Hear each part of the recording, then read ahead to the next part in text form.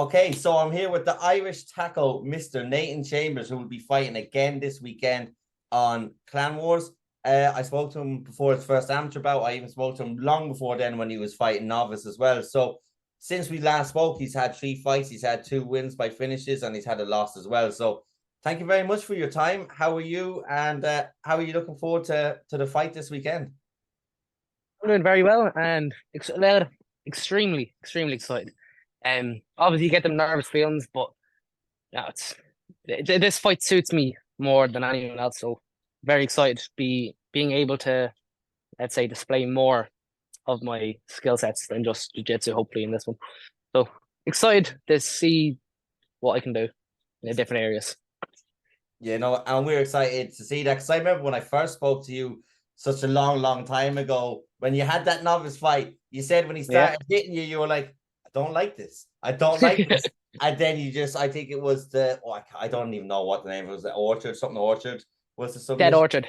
Dead Yeah, Orchard. Dead Orchard, yeah. Yeah, so you went straight to that. But obviously, as you've come on, things have improved. I haven't talked to you since your first 3 fights. You've had 2 very good submissions, and then obviously you've got the loss. So talk us through what it was like going in against Jede on the debut, because like his brother, he's a big boy, and he can kick and he can strike. What was your anticipation leading into that fight? I was terrified, I'm not gonna lie. And it only got even more scary when I entered the cage and he was coming in and I was just like, he's a lot bigger than I thought again. What the fuck? So even more scared in that sense, but you just fight the field and go with the wave, I guess. And I don't know, he was definitely a lot bigger than me and way more striking experience. Not as much grappling experience, obviously.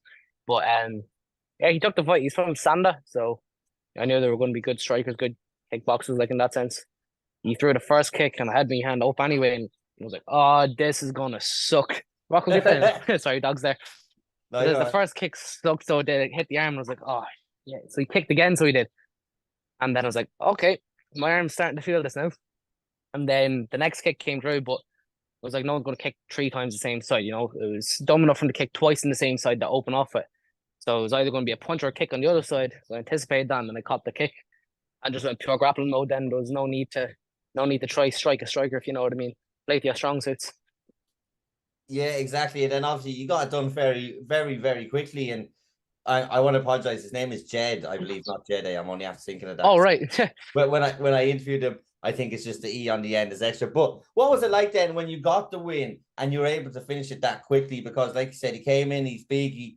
That wasn't his first fight, I don't believe. That was your debut, and to get the win in the manner you did, because like you said, you were able to identify that he was going to go to the other side. So that just shows your fight IQ. But then being able to take him down where you're comfortable, smother him, get out of there. What was the feeling like once you knew the fight was over? Oh, it was great. Like I was absolutely ecstatic. My feeling was like, I don't know if you watched back the video, as soon as Paul came in the cage, I just jumped in like, yeah, I did it. Because when it comes to striking in that sense, let's say back then, especially when the fight scenes back then, Jordan Carragher would have been the sparring partner I had, and Jordan Carragher is elite striking, so he does. And to be honest, man, I just got like picked apart in the striking by him and all that. So it's just like not that I lost confidence in striking. I was just like, okay, clearly this is not where I'm supposed to be. So like, why would I be here? So being able just to bring it to my world, bring it to my game right away, um, it gave me confidence. It's a bit too much confidence, let's say, going to the next fight anyway. But it gave me confidence knowing that, you know, the grappling in the MMA does work. And in that sense, the wrestler as the grappler get to dictate where the fight goes. So it just gives me overall confidence going into more fights, knowing my grappling experience and background over strikers. So when it comes to grappler versus striker, I feel way more confident than I will against the grappler now. Just have not never really faced a grappler yet either, if you know what I mean. If that made any sense. Yeah, no, it does make sense like that. Obviously, if you're coming against the strikers, they're gonna want to stay up. They're gonna spend energy trying to stop the takedowns, trying to move positions, and like that.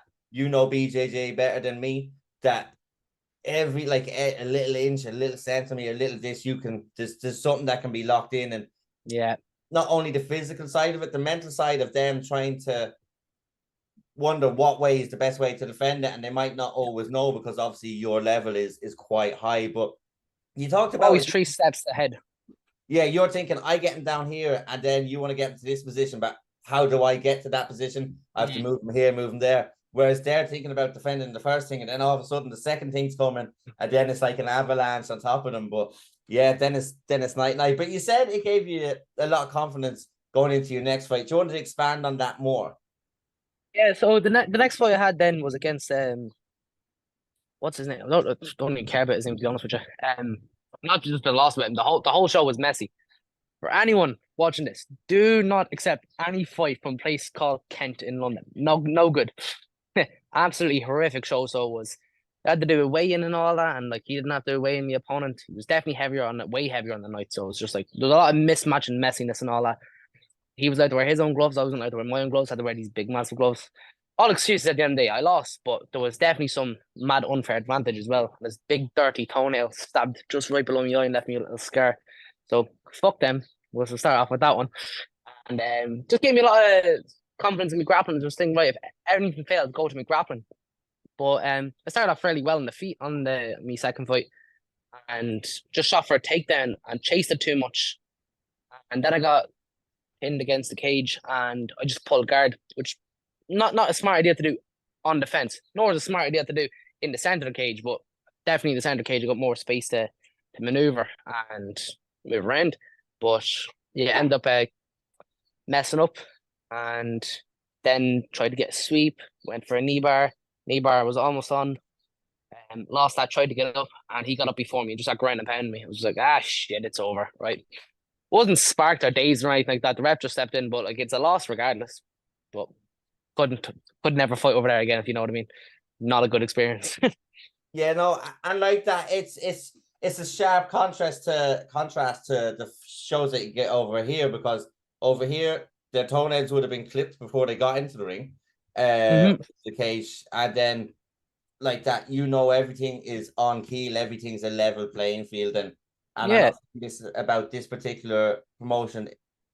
I'm not saying this about this promotion in particular, but a lot of guys or fights from the UK like that, they want to bring guys over for their guys to beat, and like that, if they're going to use yeah, little sneaky things like that on the face of it don't make a huge difference, but something like gloves and these little things make it up, and it's more of a head fuck then as well. You know that you're kind of like, yeah. what? That's what I was gonna say. It definitely fucked me head a lot more as well. Like for example, if we went to fight on Clan Wars, you pay your £10, your €10, and you get your hands wrapped.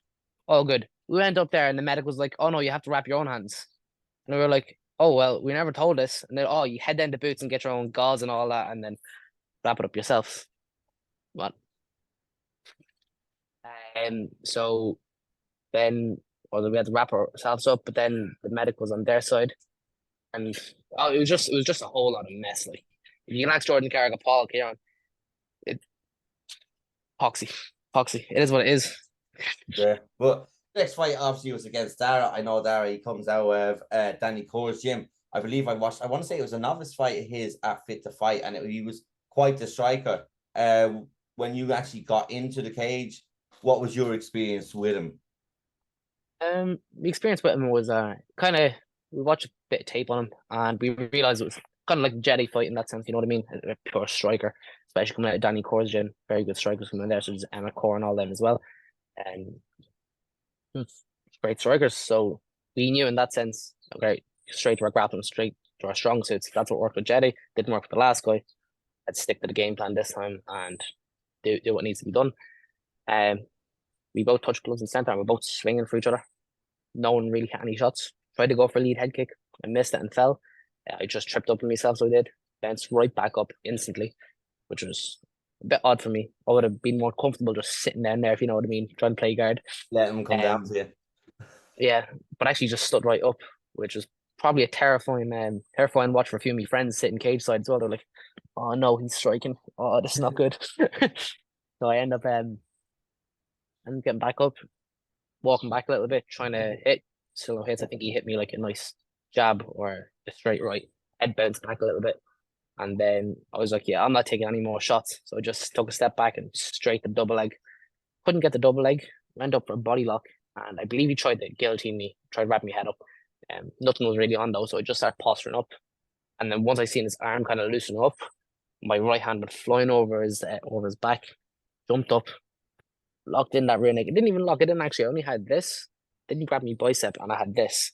And as we were falling, I turned it in. So that means if he's grabbing my hands, I wasn't going to lose the choke. And the motherfucker, when you watch back the video, he was like the Leaning Tower of Pisa. I was on his back squeezing, and no move, just falling right down to the side.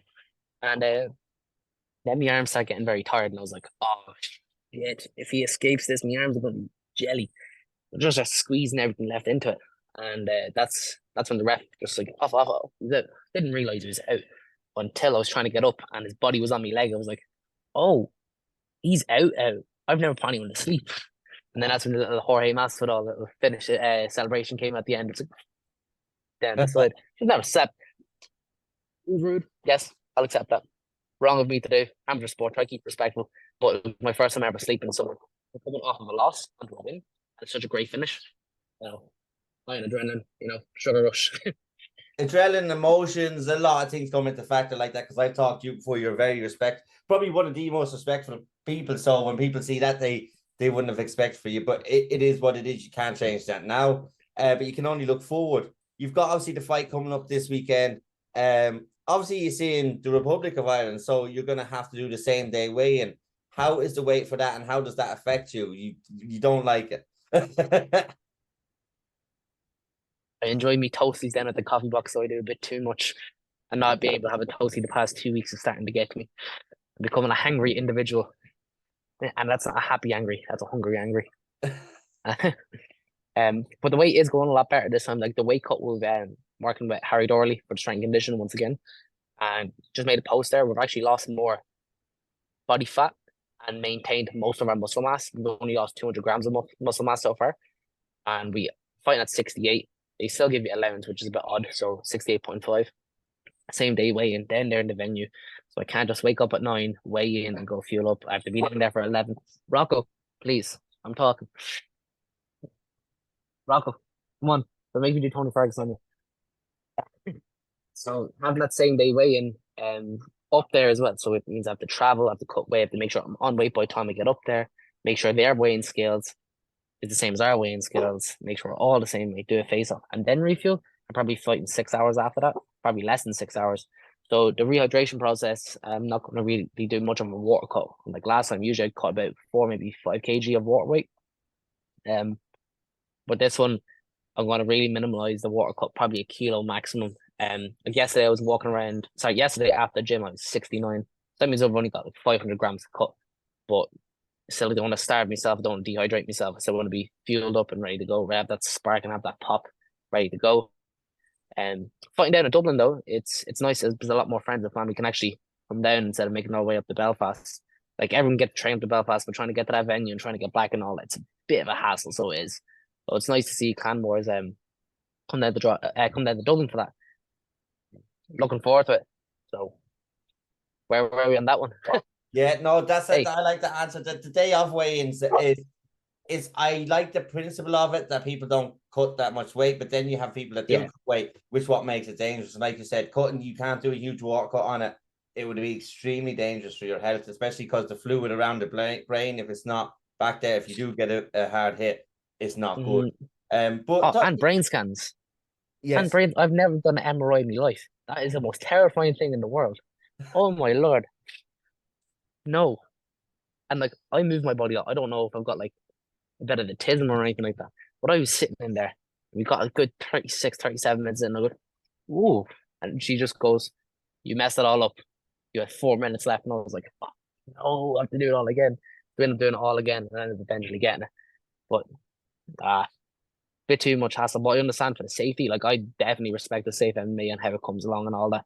Having if you get TKO'd or if you lose or anything like that, you're suspended for the fight and all that. That's brilliant. Yeah. Keeps us in the game longer. No brain damage. We're still all able to go to work, go to college, etc., and do all of that without having any major damage. And if we do have major damage, we get to recognize it fairly early and get a handle on that. So no bad to safe MMA. Absolutely do respect it. I think they should have that up north if anything as well, and all around the world. So we've definitely got to step ahead in the game.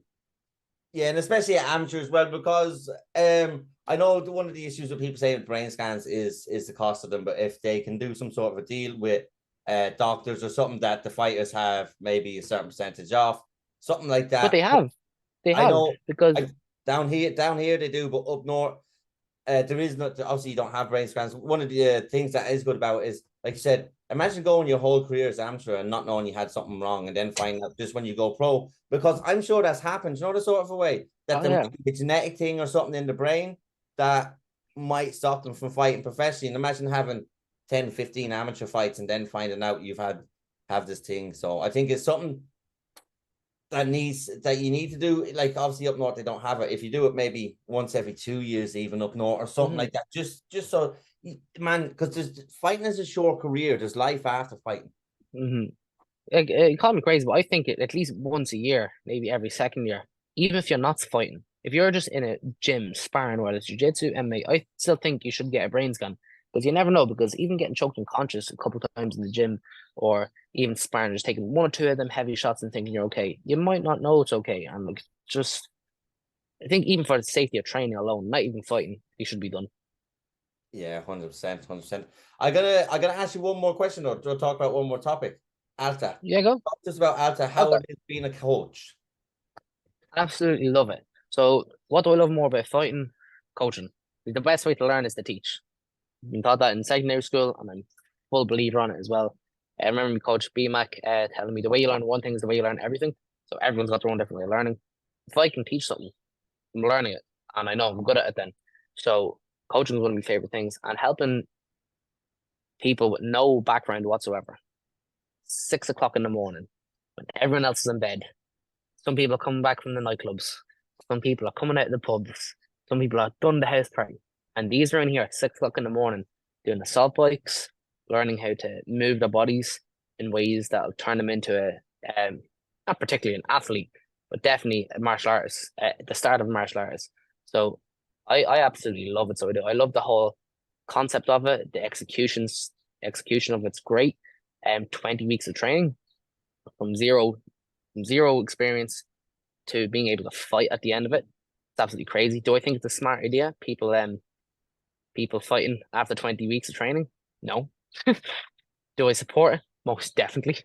If you're if you're going to be dumb, you got to be tough, isn't it? So, Exactly. and I don't know. It's I think it's very good. I know obviously you got all the Australian lads doing it. Few gyms in America, loads of gyms in America. You've got in Ireland, you've got SBG Drogheda, HQ, Charlestown, and SBG Cork doing it. I just think it's a great experience overall, especially if, let's say, you love watching the UFC, right? You absolutely love it, or you have a friend who trains, but it's like, I'm far too late to go into this and all that. Alta is literally for you in that sense. Like 20 weeks, you get to start with complete beginners as well. So you're not better than anyone else. Anyone else is better than you. You all start from beginner basics. I say you take it in stages of 5. So 5, 10, 15, 20. 4 or 5 week stages. You got your build, believe, your base, build, believe, and then your fight camp.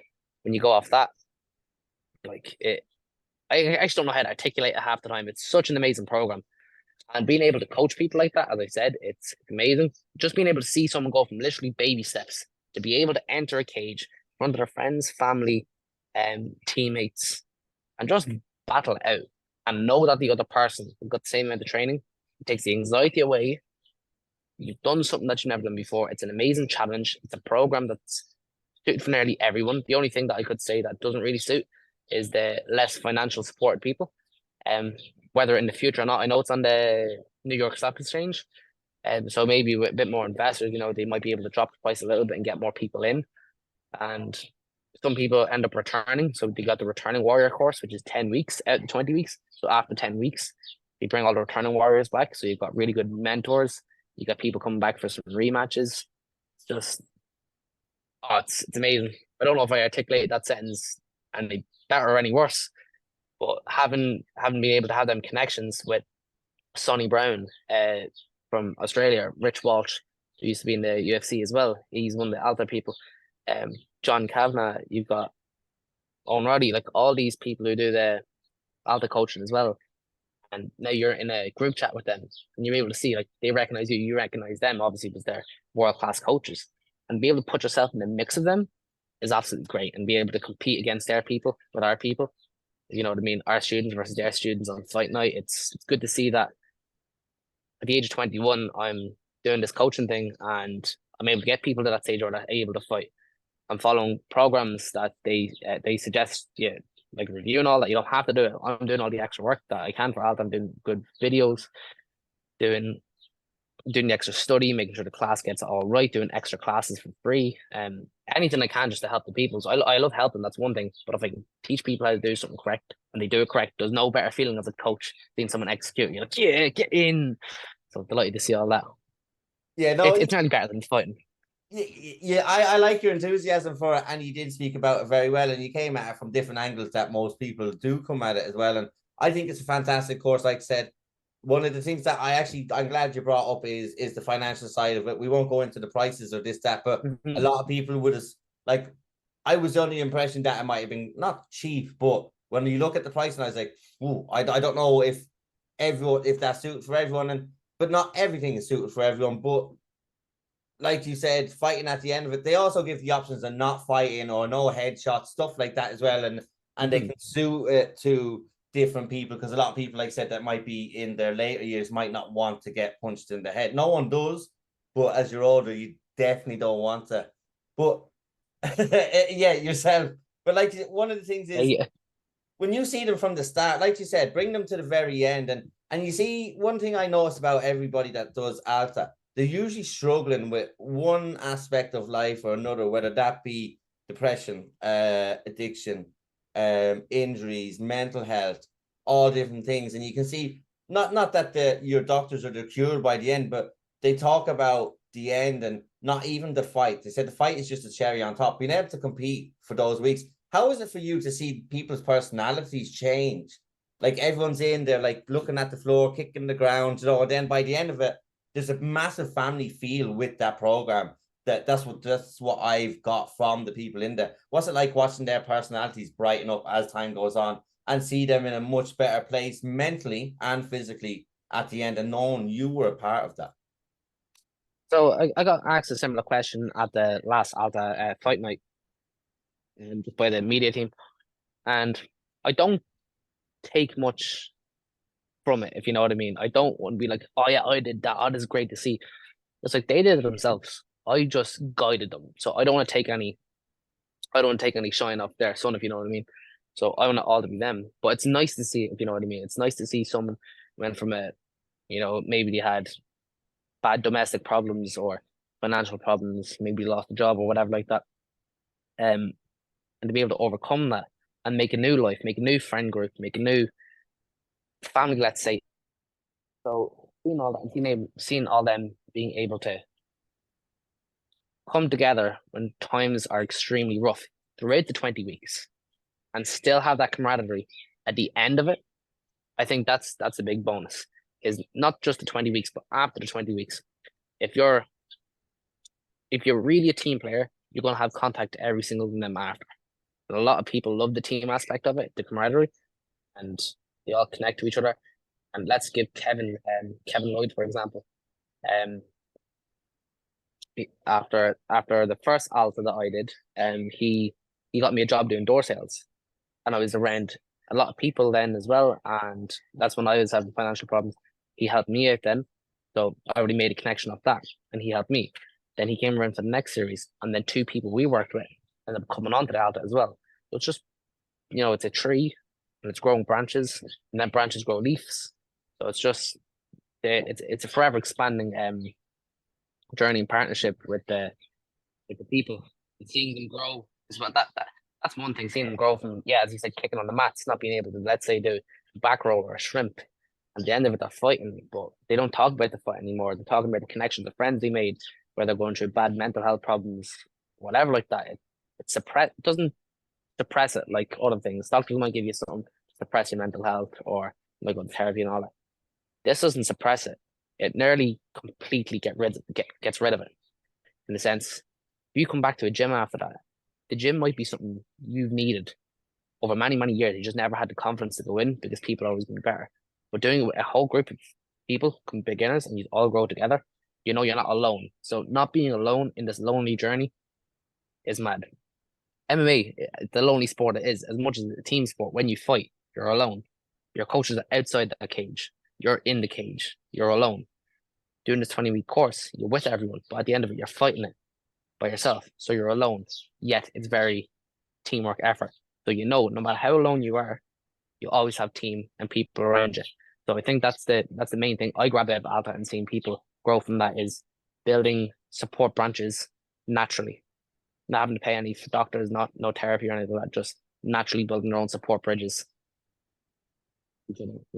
Grow and expand.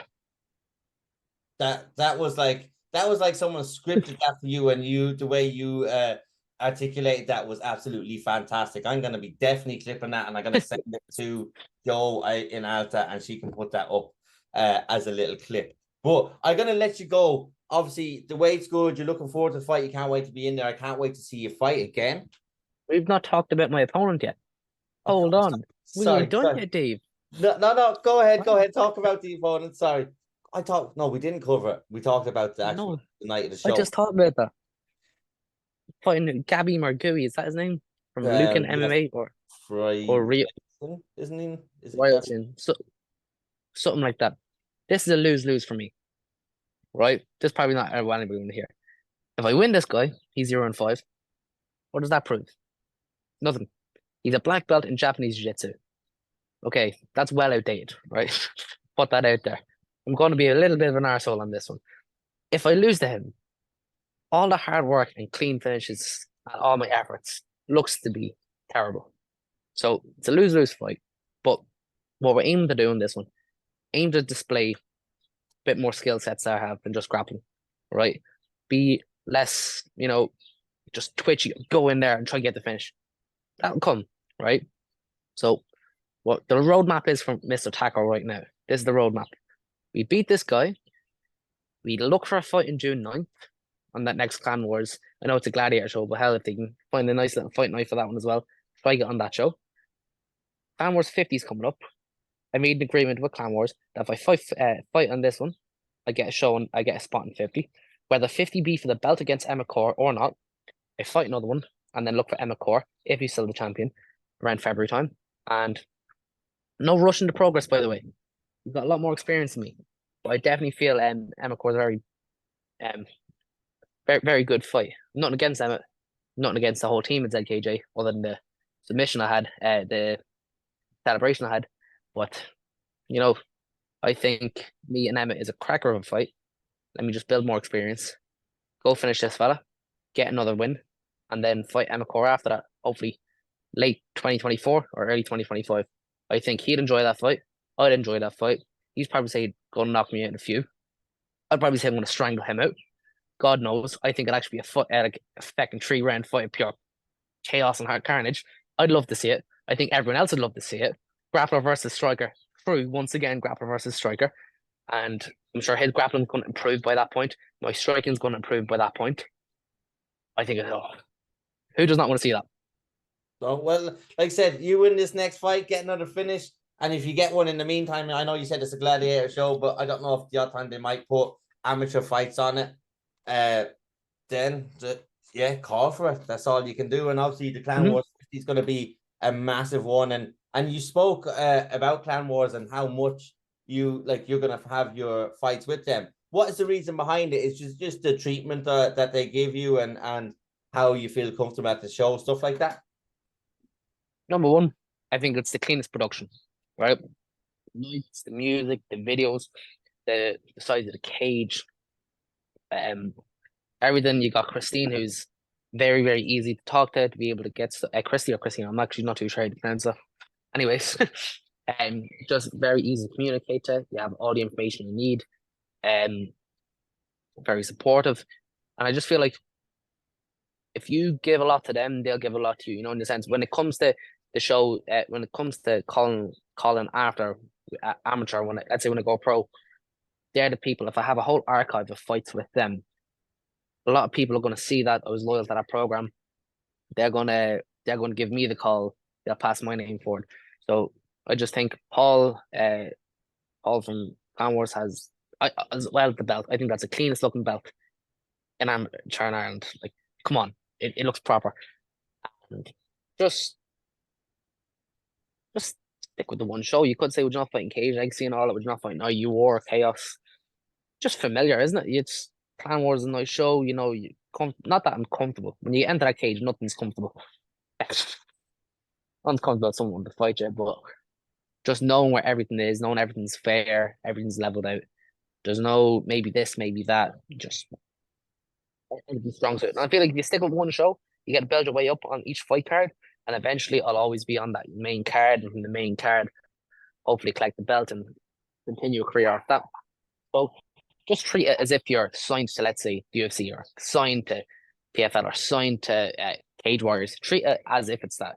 Treat your amateur career as if it's professional. Obviously, wins and losses and all that's going to come along the way, but amateur is the practice. Make your mistakes for your amateur. So I may as well stick to one promotion and work off that way, if you know what I mean. Bear in mind, if I head over to Alabama, I'd probably look for another fight over there, which that's completely different. That's out of the European fight scene. But I think I'll stick with this one for now. A lot of people went over. What's that Amsterdam show? LSL, is that it? Levels, yeah, that was over in Amsterdam. That's they've got some amateurs on it, but it's mostly a pro show. Yeah, they've got an amateur show and a pro show. So the amateur show goes on the day before, followed by the pro show. People are assigned to that as amateur. Would you not copy and do the same thing for the Clan Wars and just stick with it and build off that? Yeah, they could. I've heard fighters talk about being offered like to stay with a thing, but they said that amateur, because there's no money, they don't want to be tied to one kind of promotion. But I like the way you're looking at the promotion and how they've treated you, and that's obviously why you want to stick with them. You want to repay the fate that they've had with you to stick with them and climb up the rankings and get the ball, hopefully. As well as that, they're going to promote you a lot better the more you stick with them. You know what I mean? So if I get my name boosted by them, obviously get the more followers on Instagram and all that. The more followers you have on Instagram, your Instagram right now, your social media is just like your CV now, if you know what I mean. So when I'm going to get sponsors and all that, and they see, oh, he's got followers, X amount, blah, blah, the higher that goes up, the more sponsorships I'm able to get, which is going to help fund this amateur career. So there is ways of making money in the amateur scene if you do it smart. So I think I'm playing it smart, so I am. Yeah, no, and like that, you can only do what you feel is best for your career, and that's what you're doing at the minute. I'm going to let you go because there's less than a minute before this ends because I've only got the free version. I want to thank you so much for your time. No worries. It's been a pleasure to speak to you again. Next time we won't leave it so long. You always have little That's all good. Articulate stuff, and that your spiel about Alta was fantastic. Best of luck this weekend. Is there anyone you want to shout out before you go, or anything you want to say? And thank you for your time. Honestly, all the sponsors that they're all over my head. I won't be able to name them out. I'll have a fight T-shirt soon, and I should put that out. You can just plaster on it, and I'll give you a little clip actually of the sponsors, and you can just pop them in. Yeah, that's all good. Perfect, 100%. Thank you so much, and appreciate it, David. God bless. Thank you. Bye. Have a good